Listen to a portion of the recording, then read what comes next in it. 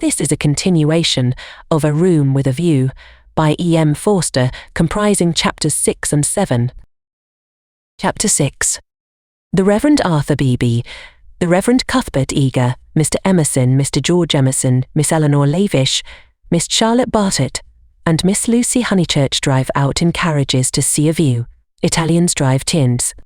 It was Haythorn who drove them to Fisale that memorable day, a youth all irresponsibility and fire, recklessly urging his master's horses up the stony hill. Mr. Beebe recognised him at once. Neither the ages of faith nor the age of doubt had touched him.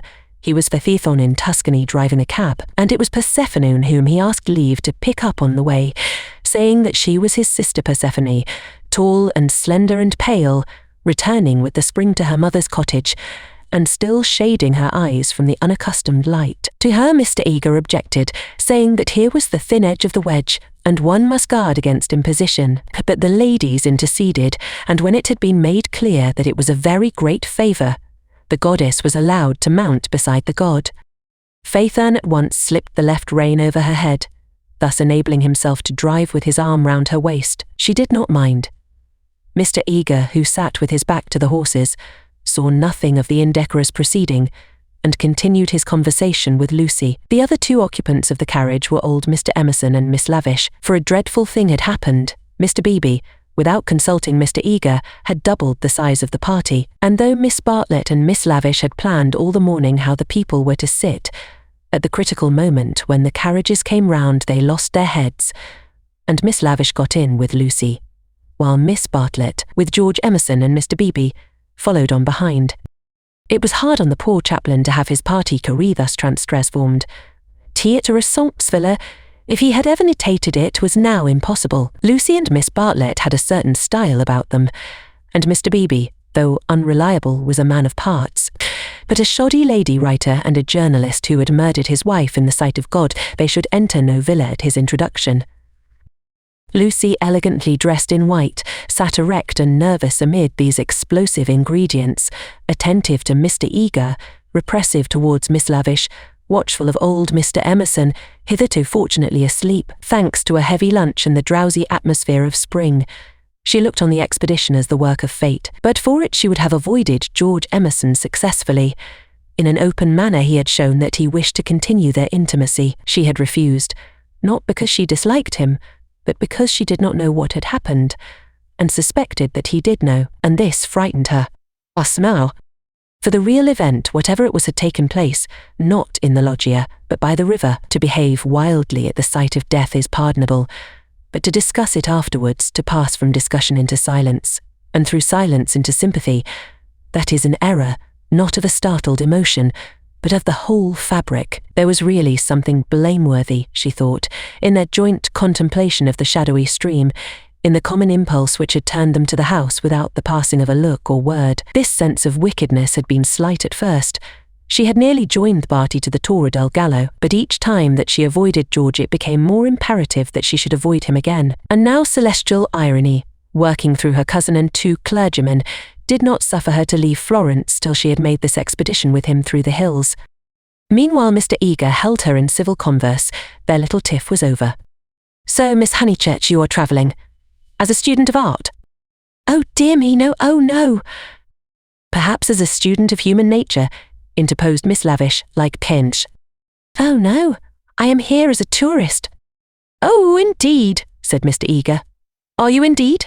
If you will not think me rude, we residents sometimes pity you poor tourists not a little handed about, like a parcel of goods from Venice to Florence, from Florence to Rome, living herded together in pensions or hotels, quite unconscious of anything that is outside Baedeker, their one anxiety to get done or through and go on somewhere else. The result is, they mix up towns, rivers, palaces in one inextricable whirl.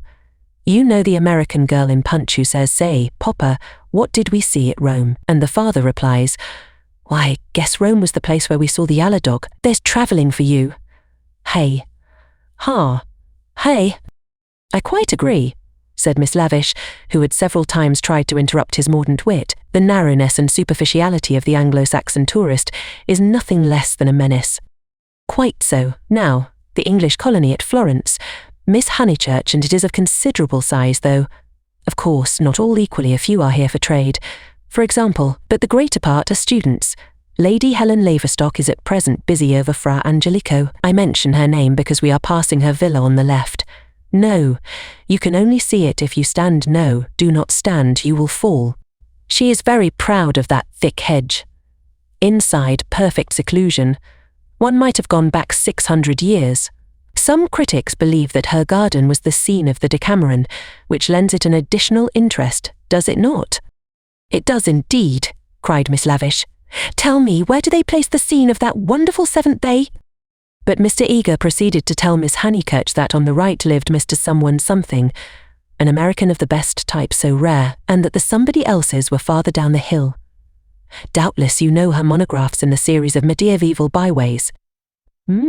He is working at Gemister's Plateau. Sometimes as I take tea in their beautiful grounds I hear, over the wall, the electric tram squealing up the new road with its loads of hot, dusty, unintelligent tourists who are going to do Fiesole in an hour in order that they may say they have been there. And I think how little they think what lies so near them. During this speech the two figures on the box were sporting with each other disgracefully. Lucy had a spasm of envy. Granted that they wished to misbehave, it was pleasant for them to be able to do so. They were probably the only people enjoying the expedition. The carriage swept with agonizing jolts up through the piazza of Fiesole and into the Settignano road. Piano, piano, said Mr. Eager, elegantly waving his hand over his head. Va ben, signor, va ben, crooned the driver, and whipped his horses up again. Now Mr. Eager and Miss Lavish began to talk against each other on the subject of Alessio Baldovinetti. Was he a cause of the Renaissance, or was he one of its manifestations? The other carriage was left behind. As the pace increased to a gallop, the large, slumbering form of Mr. Emerson was thrown against the chaplain with the regularity of a machine. Piano, piano, said he, with a martyred look at Lucy. An extra lurch made him turn angrily in his seat. Phaethon, who for some time had been endeavouring to kiss Persephone, had just succeeded. A little scene ensued which, as Miss Bartlett said afterwards, was most unpleasant. The horses were stopped. The lovers were ordered to disentangle themselves. The boy was to lose his pourboire. The girl was immediately to get down. "She is my sister," said he, turning round on them with piteous eyes. Mr. Eager took the trouble to tell him that he was a liar. Phaethon hung down his head, not at the matter of the accusation, but at its manner.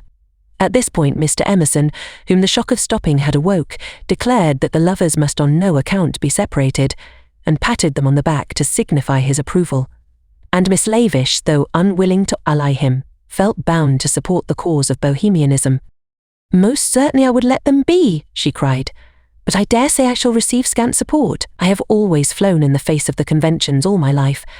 This is what I call an adventure." "We must not submit," said Mr. Eager. "I knew he was trying it on. He is treating us as if we were a party of Cook's tourists." "Surely no," said Miss Lavish, her amash visibly decreasing. The other carriage had drawn up behind, and sensible Mr. Beebe called out that, after this warning, the couple would be sure to behave themselves properly. "Leave them alone," Mr. Emerson begged the chaplain, of whom he stood in no awe. "Do we find happiness so often that we should turn it off the box when it happens to sit there? To be driven by lovers a king might envy us, and if we part them it's more like sacrilege than anything I know." Here the voice of Miss Bartlett was heard saying that a crowd had begun to collect. Mr. Eager, who suffered from an over-fluent tongue rather than a resolute will, was determined to make himself heard. He addressed the driver again. Italian in the mouth of Italians is a deep-voiced stream, with unexpected cataracts and boulders to preserve it from monotony. In Mr. Eager's mouth it resembled nothing so much as an acid whistling fountain which played ever higher and higher, and quicker and more shrilly, till abruptly it was turned off with a click. "Signorina," said the man to Lucy when the display had ceased. Why should he appeal to Lucy? "Signorina," echoed Persephone in her glorious contralto. She pointed at the other carriage. "Why?" For a moment the two girls looked at each other. Then Persephone got down from the box. "Victory at last," said Mr. Eager, smiting his hands together as the carriages started again. "It is not victory," said Mr. Emerson. "It is defeat. You have parted two people who were happy." Mr. Eager shut his eyes. He was obliged to sit next to Mr. Emerson, But he would not speak to him. The old man was refreshed by sleep and took up the matter warmly. He commanded Lucy to agree with him. He shouted for support to his son. "We have tried to buy what cannot be bought with money.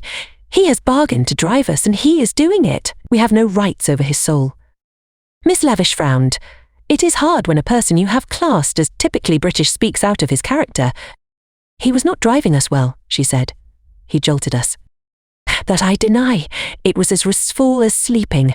He is jolting us now. Can you wonder? He would like to throw us out. And most certainly he is justified. And if I were superstitious, I'd be frightened of the girl, too. It doesn't do to injure young people. Have you ever heard of Lorenzo de Medici?" Miss Lavish bristled. "Yes. Most certainly I have.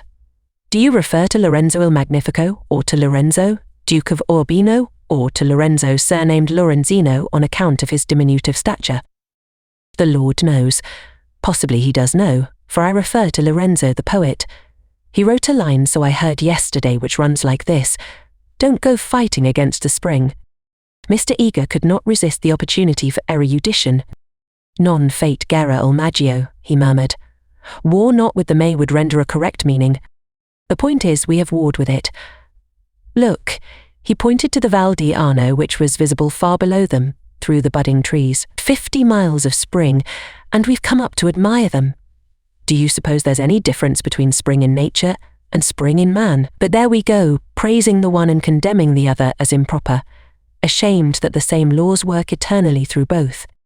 No one encouraged him to talk. Presently Mr. Eager gave a signal for the carriages to stop and marshalled the party for their ramble on the hill, a hollow like a great amphitheatre, full of terraced steps and misty olives, now lay between them and the heights of Fiesole, and the road, still following its curve, was about to sweep on to a promontory which stood out in the plain. It was this promontory, uncultivated, wet, covered with bushes and occasional trees, which had caught the fancy of Alessio Baldovinetti nearly 500 years before. He had ascended it, that diligent and rather obscure master, possibly with an eye to business, possibly for the joy of ascending. Standing there, he had seen that view of the Val di Arno and distant Florence, which he afterwards had introduced not very effectively into his work. But where exactly had he stood? That was the question which Mr. Eager hoped to solve now, and Miss Lavish, whose nature was attracted by anything problematical, had become equally enthusiastic. But it is not easy to carry the pictures of Alessio Baldovinetti in your head, even if you have remembered to look at them before starting, and the haze in the valley increased the difficulty of the quest. The party sprang about from tuft to tuft of grass, their anxiety to keep together being only equalled by their desire to go different directions. Finally they split into groups. Lucy clung to Miss Bartlett and Miss Lavish. The Emersons returned to hold laborious converse with the drivers, while the two clergymen, who were expected to have topics in common, were left to each other. The two elder ladies soon threw off the mask. In the audible whisper that was now so familiar to Lucy, they began to discuss, not Alessio Baldovinetti, but the drive. Miss Bartlett had asked Mr. George Emerson what his profession was, and he had answered the railway. She was very sorry that she had asked him. She had no idea that it would be such a dreadful answer, or she would not have asked him. Mr. Beebe had turned the conversation so cleverly, and she hoped that the young man was not very much hurt at her asking him. "The railway," gasped Miss Lavish. "Oh, but I shall die." Of course it was the railway. She could not control her mirth. He is the image of a porter on the southeastern. "Eleanor, be quiet," plucking at her vivacious companion. "Hush, they'll hear the Emersons." "I can't stop. Let me go my wicked way. A porter." "Eleanor, meow." "I'm sure it's all right," put in Lucy. "The Emersons won't hear, and they wouldn't mind if they did."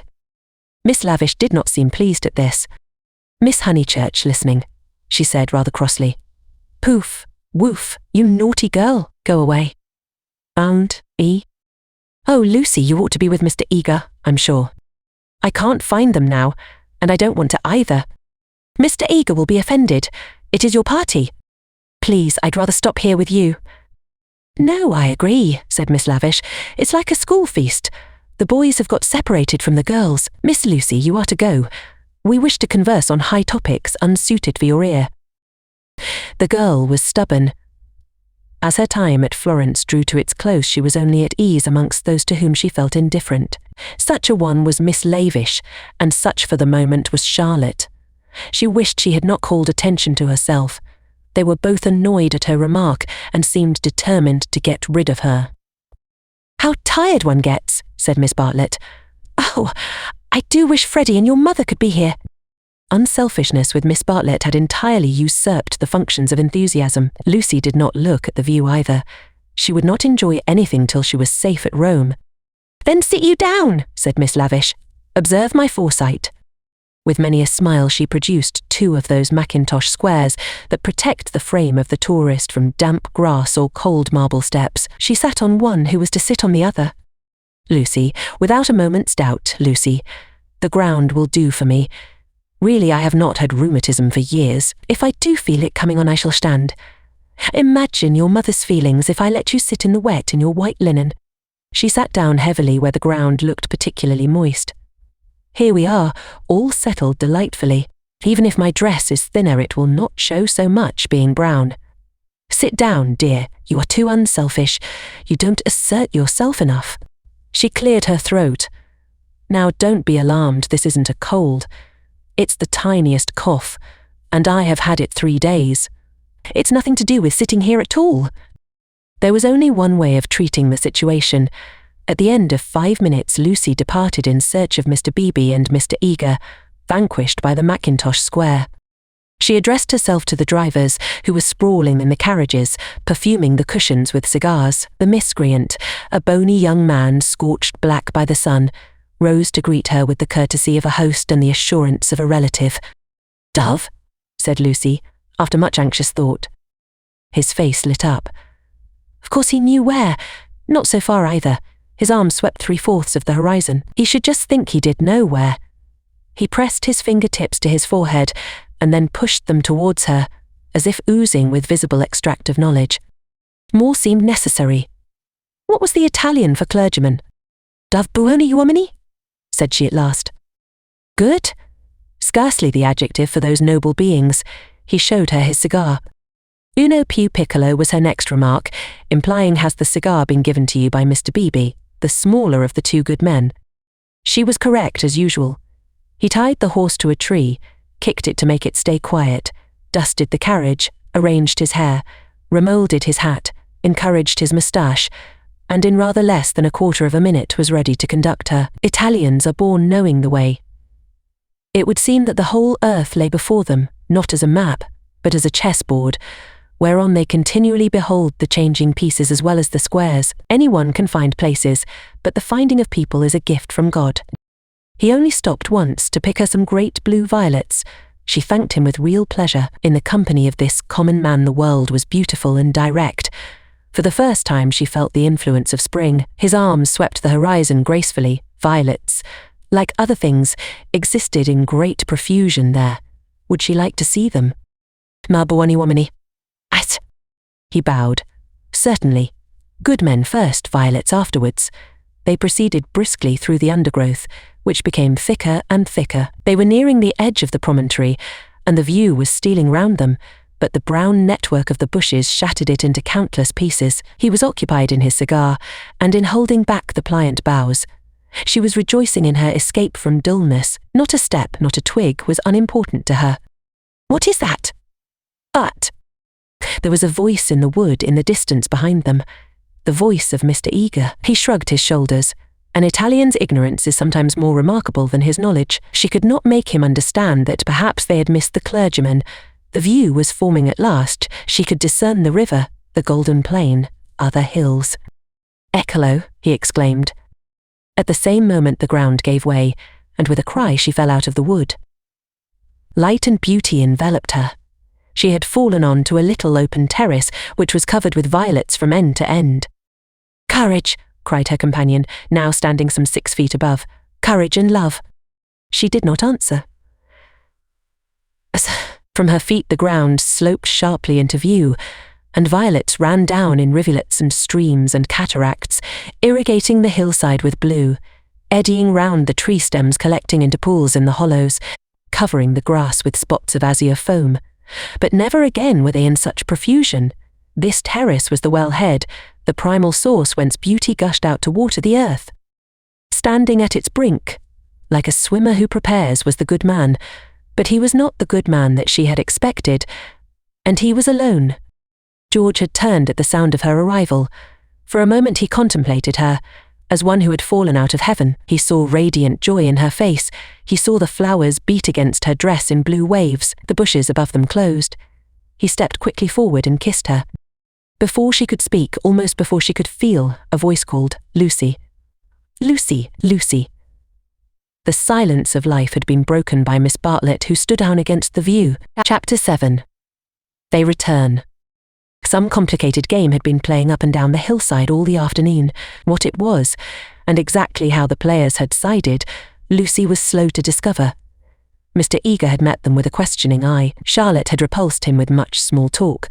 Mr. Emerson, seeking his son, was told whereabouts to find him. Mr. Beebe, who wore the heated aspect of a neutral, was bidden to collect the factions for the return home. There was a general sense of groping and bewilderment. Pan had been amongst them, not the great god Pan, who has been buried these 2,000 years, but the little god Pan, who presides over social contretemps and unsuccessful picnics. Mr. Beebe had lost everyone, and had consumed in solitude the tea basket which he had brought up as a pleasant surprise. Miss Lavish had lost Miss Bartlett. Lucy had lost Mr. Eager. Mr. Emerson had lost George. Miss Bartlett had lost a mackintosh square. Paython had lost the game. That last fact was undeniable. He climbed on to the box shivering, with his collar up, prophesying the swift approach of bad weather. "Let us go immediately," he told them. "The Signorino will walk." "All the way? He will be hours," said Mr. Beebe. "Apparently. I told him it was unwise. He would look no one in the face. Perhaps defeat was particularly mortifying for him. He alone had played skillfully, using the whole of his instinct, while the others had used scraps of their intelligence. He alone had divined what things were, and what he wished them to be. He alone had interpreted the message that Lucy had received 5 days before from the lips of a dying man. Persephone, who spends half her life in the grave, she could interpret it also. Not so these English. They gain knowledge slowly, and perhaps too late.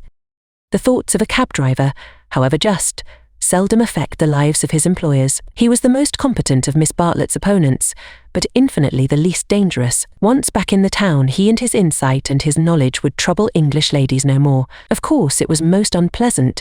She had seen his black head in the bushes. He might make a tavern story out of it. But after all, what have we to do with taverns? Real menace belongs to the drawing-room. It was of drawing-room people that Miss Bartlett thought as she journeyed downwards towards the fading sun. Lucy sat beside her. Mr. Eager sat opposite. Trying to catch her eye, he was vaguely suspicious. They spoke of Alessio Baldovinetti. Rain and darkness came on together. The two ladies huddled together under an inadequate parasol. There was a lightning flash, and Miss Lavish, who was nervous, screamed from the carriage in front. At the next flash, Lucy screamed also. Mr. Eager addressed her professionally. "Courage, Miss Honeychurch, courage and faith. If I might say so, there is something almost blasphemous in this horror of the elements. Are we seriously to suppose that all these clouds, all this immense electrical display, is simply called into existence to extinguish you or me? No, of course. Even from the scientific standpoint, the chances against our being struck are enormous. The steel knives, the only articles which might attract the current, are in the other carriage, and in any case we are infinitely safer than if we were walking. Courage, courage and faith." Under the rug, Lucy felt the kindly pressure of her cousin's hand. At times our need for a sympathetic gesture is so great that we care not what exactly it signifies, or how much we may have to pay for it afterwards. Miss Bartlett, by this timely exercise of her muscles, gained more than she would have got in hours of preaching or cross-examination. She renewed it when the two carriages stopped, half into Florence. "Mr. Eager," called Mr. Beebe, "we want your assistance. Will you interpret for us?" "George!" cried Mr. Emerson. "Ask your driver which way George went. The boy may lose his way. He may be killed." "Go, Mr. Eager," said Miss Bartlett. "Don't ask our driver is no help. Go and support poor Mr. Beebe. He is nearly demented." "He may be killed," cried the old man. "He may be killed." "Typical behaviour," said the chaplain, as he quitted the carriage. In the presence of reality, that kind of person invariably breaks down. "What does he know?" whispered Lucy as soon as they were alone. "Charlotte, how much does Mr. Eager know?" "Nothing, dearest, he knows nothing." But she pointed at the driver. "He knows everything. Dearest, had we better?" "Shall I?" She took out her purse. "It is dreadful to be entangled with low-class people." He saw it all. Tapping Phaethon's back with her guide-book, she said, "Silenzio," and offered him a franc. "For Ben," he replied, and accepted it. As well this ending to his day as any. But Lucy, a mortal maid, was disappointed in him. There was an explosion up the road. The storm had struck the overhead wire of the tram line, and one of the great supports had fallen. If they had not stopped, perhaps they might have been hurt. They chose to regard it as a miraculous preservation, and the floods of love and sincerity, which fructify every hour of life, burst forth in tumult. They descended from the carriages. They embraced each other. It was as joyful to be forgiven past unworthinesses as to forgive them. For a moment they realized vast possibilities of good. The older people recovered quickly. In the very height of their emotion, they knew it to be unmanly or unladylike. Miss Lavish calculated that, even if they had continued, they would not have been caught in the accident. Mr. Eager mumbled a temperate prayer, but the drivers, through miles of dark, squalid road, poured out their souls to the dryads and the saints, and Lucy poured out hers to her cousin. "Charlotte, dear Charlotte, kiss me again. Only you can understand me. You warned me to be careful, and I thought I was developing. Do not cry, dearest. Take your time. I have been obstinate and silly worse than you know, far worse. Once by the river, but he isn't killed, he wouldn't be killed, would he?" The thought disturbed her repentance. As a matter of fact, the storm was worst along the road, but she had been near danger, and so she thought it must be near to everyone. "I trust not. One would always pray against that. He is really, I think he was taken by surprise, just as I was before. But this time I'm not to blame. I want you to believe that. I simply slipped into those violets. No, I want to be really truthful. I am a little to blame. I had silly thoughts. The sky, you know, was gold and the ground all blue, and for a moment he looked like someone in a book." "In a book?" "Ah, heroes, gods, the nonsense of schoolgirls." "Ah, and then?" "But Charlotte, you know what happened then?" Miss Bartlett was silent. Indeed, she had little more to learn. With a certain amount of insight, she drew her young cousin affectionately to her. All the way back, Lucy's body was shaken by deep sighs, which nothing could repress. "I want to be truthful," she whispered. "It is so hard to be absolutely truthful. Don't be troubled, dearest. Wait till you are calmer." So they re-entered the city with hands clasped. It was a shock to the girl to find how far emotion had ebbed in others. The storm had ceased, and Mr. Emerson was easier about his son. Mr. Bieber had regained good humour, and Mr. Eager was already snubbing Miss Lavish. Charlotte alone, she was sure of Charlotte, whose exterior concealed so much insight and love. The luxury of self-exposure kept her almost happy through the long evening. She thought not so much of what had happened as of how she should describe it. All her sensations, her spasms of courage, her moments of unreasonable joy, her mysterious discontent, should be carefully laid before her cousin, and together in divine confidence they would disentangle and interpret them all. At last, thought she, I shall understand myself. I shan't again be troubled by things that come out of nothing and mean I don't know what. Miss Allen asked her to play. She refused vehemently. Music seemed to her the employment of a child. She sat close to her cousin, who, with commendable patience, was listening to a long story about lost luggage. When it was over, she capped it by a story of her own. Lucy became rather hysterical with the delay. In vain she tried to check, or at all events to accelerate, the tale. It was not till a late hour that Miss Bartlett had recovered her luggage and could say in her usual tone of gentle reproach, "Well, dear, I at all events am ready for Bedfordshire. Come into my room, and I will give a good brush to your hair." With some solemnity the door was shut, and a cane chair placed for the girl. Then Miss Bartlett said, "So what is to be done?" She was unprepared for the question. It had not occurred to her that she would have to do anything. A detailed exhibition of her emotions was all that she had counted upon. "What is to be done?" "A point, dearest, which you alone can settle." The rain was streaming down the black windows, and the great room felt damp and chilly. One candle burnt trembling on the chest of drawers close to Miss Bartlett's toque, which cast monstrous and fantastic shadows on the bolted door. Yeah, else. A tram roared by in the dark, and Lucy felt unaccountably sad. Though she had long since dried her eyes, she lifted them to the ceiling, where the griffins and bassoons were colourless and vague, the very ghosts of joy. "It has been raining for nearly 4 hours," she said at last. Miss Bartlett ignored the remark. "How do you propose to silence him?" "The driver." "My dear girl, no, Mr. George Emerson." Lucy began to pace up and down the room. "I don't understand," she said at last. She understood very well, but she no longer wished to be absolutely truthful. "How are you going to stop him talking about it?" "I have a feeling that talk is a thing he will never do. I, too, intend to judge him charitably, but unfortunately I have met the type before. They seldom keep their exploits to themselves." "Exploits!" cried Lucy, wincing under the horrible plural. "My poor dear, did you suppose that this was his first? Come here and listen to me. I am only gathering it from his own remarks. Do you remember that day at lunch when he argued with Miss Allen that liking one person is an extra reason for liking another?" "Yes," said Lucy, whom at the time the argument had pleased. "Well, I am no prude. There is no need to call him a wicked young man, but obviously he is thoroughly unrefined. Let us put it down to his deplorable antecedents and education if you wish, but we are no farther on with our question. What do you propose to do?" An idea rushed across Lucy's brain, which, had she thought of it sooner and made it part of her, might have proved victorious. "I propose to speak to him," said she. Miss Bartlett uttered a cry of genuine alarm. "You see, Charlotte, your kindness, I shall never forget it. But as you said, it is my affair." "Mine is." "And you are going to implore him, to beg him to keep silence." "Certainly not. There would be no difficulty. Whatever you ask him, he answers, yes or no, then it is over. I have been frightened of him, but now I am not one little bit." "But we fear him for you, dear. You are so young and inexperienced, you have lived among such nice people, that you cannot realize what men can be, how they can take a brutal pleasure in insulting a woman whom her sex does not protect and rally round. This afternoon, for example, if I had not arrived, what would have happened?" "I can't think," said Lucy gravely.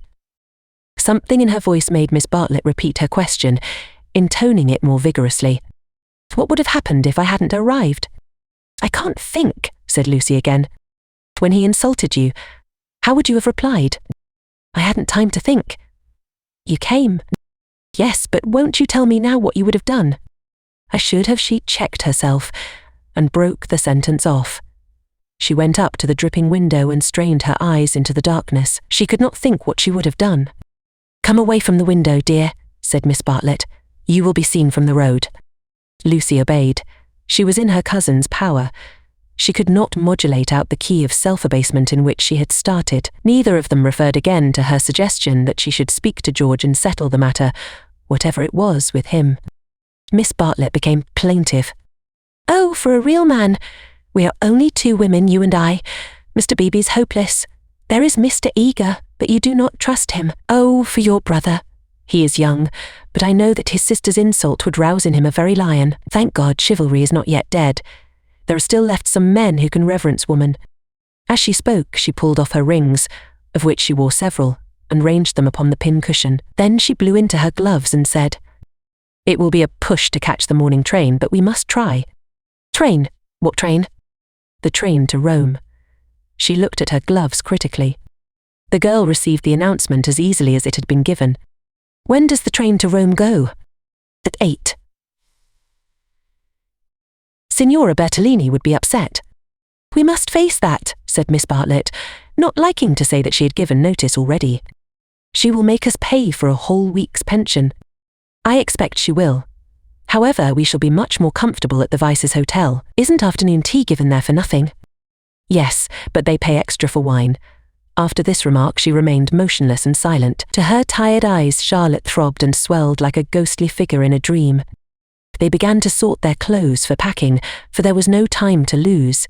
If they were to catch the train to Rome, Lucy, when admonished, began to move to and fro between the rooms, more conscious of the discomforts of packing by candlelight than of a subtler ill. Charlotte, who was practical without ability, knelt by the side of an empty trunk, vainly endeavouring to pave it with books of varying thickness and size. She gave 2 or 3 sighs, for the stooping posture hurt her back, and, for all her diplomacy, she felt that she was growing old. The girl heard her as she entered the room, and was seized with one of those emotional impulses to which she could never attribute a cause. She only felt that the candle would burn better, the packing go easier, the world be happier, if she could give and receive some human love. The impulse had come before today, but never so strongly.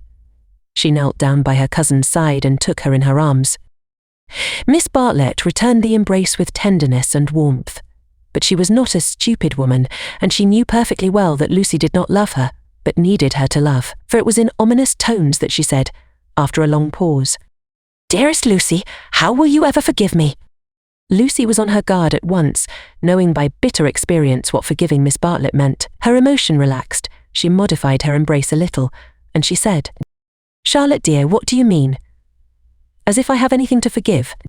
You have a great deal, and I have a very great deal to forgive myself too.